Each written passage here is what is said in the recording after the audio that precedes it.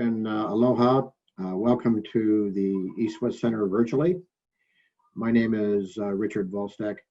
I am the president of the East-West Center. I came here from Hong Kong after 30 years in Asia to return to the East-West Center as a former student, actually.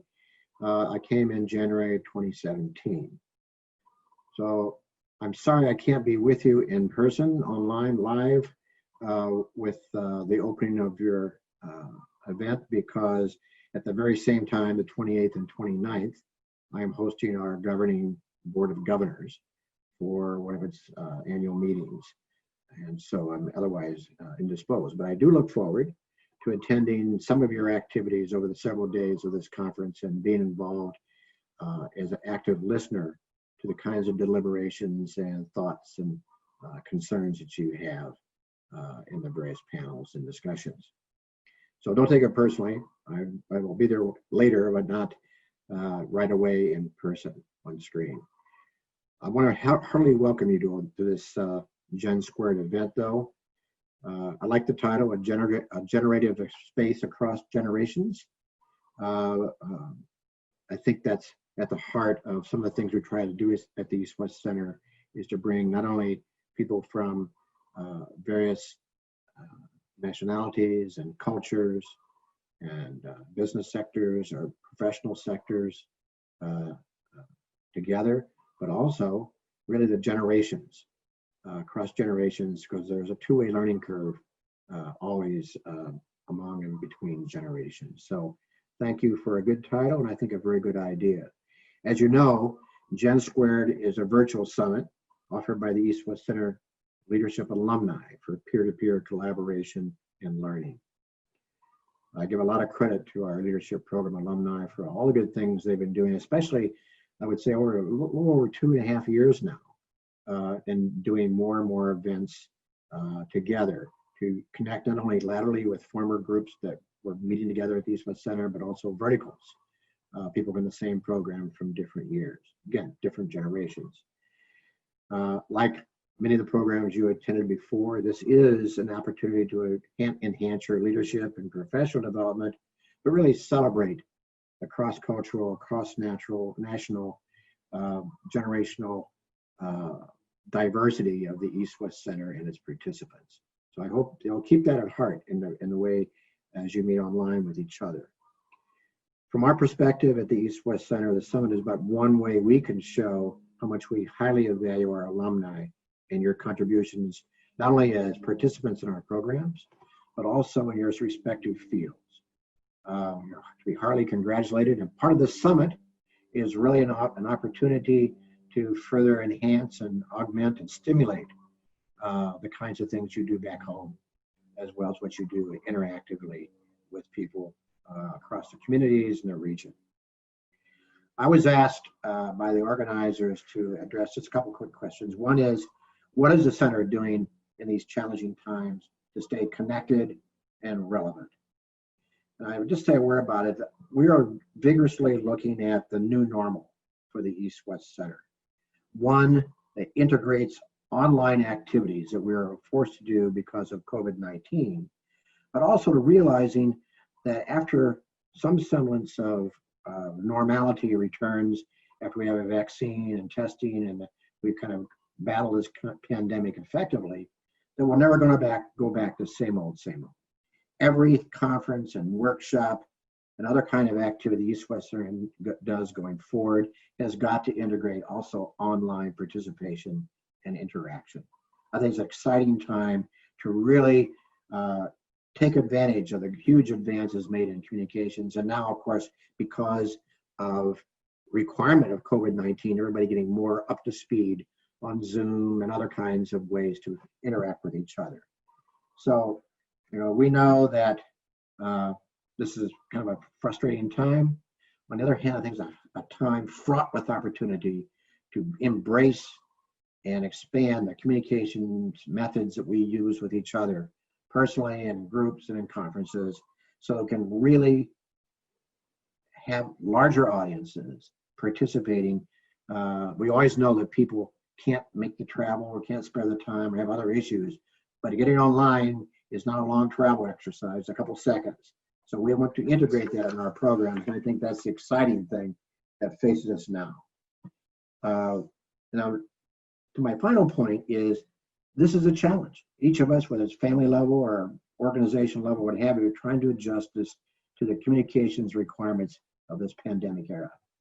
But past that time, the question is, how do we then take the connections that we have been able to make with bigger groups of people across broader spectrum of geographic areas because of the communication skills that we have and the new kinds of platforms we can use. And that's where you as alumni in the leadership program are so very important to us at the East West Center. We have 67,000 alumni across all kinds of programs. We are not as well connected as we want to be, and not just connected.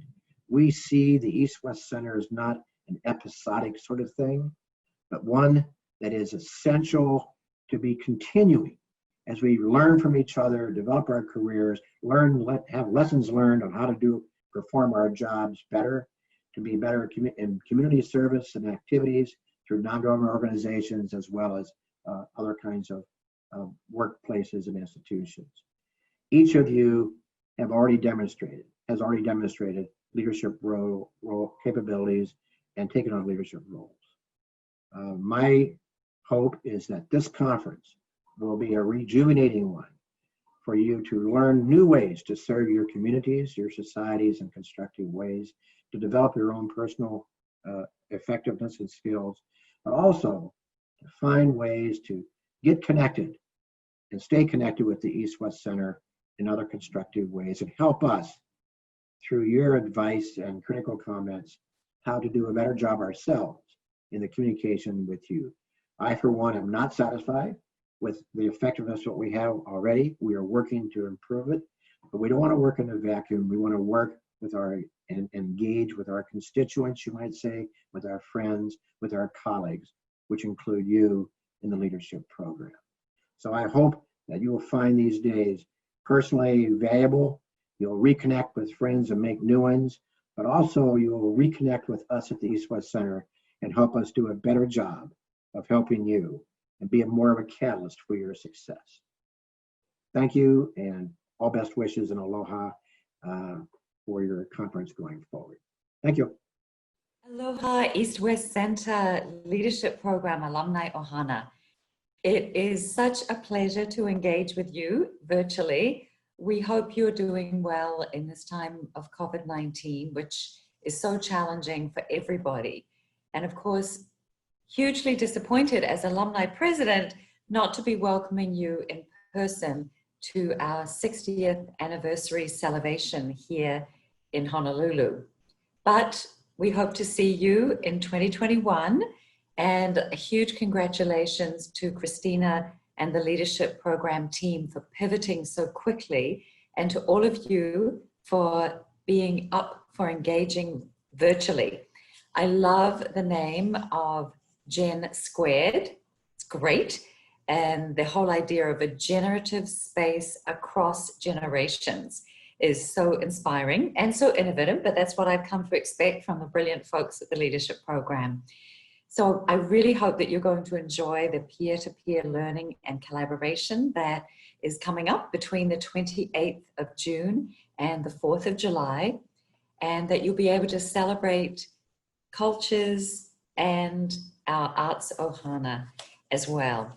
Now, I know that there's going to be ongoing virtual events that Christina and the team are organizing, and I understand that since you pivoted a couple of months ago, there have been something like close to 400 from 22 countries engaging. So please tell friends, colleagues that this is happening, and we really hope that you will get involved with your local chapter even more, and that you use this opportunity to take on the leadership roles that we need you to fill for a positive future. I just wanted to comment on the connection between COVID-19 and climate. We know that for the past 10 years, scientists have been telling us there was a 70% chance of a zoonotic pandemic due to the loss of biodiversity. And of course, did we listen? And now we have seen just how interconnected the world is. Now, the downside of that is exacerbated inequalities, and I think lack of foresight on some governments that see this as a black swan event, when we know from astrophysicist Adam Frank that this is just a fire drill for climate change.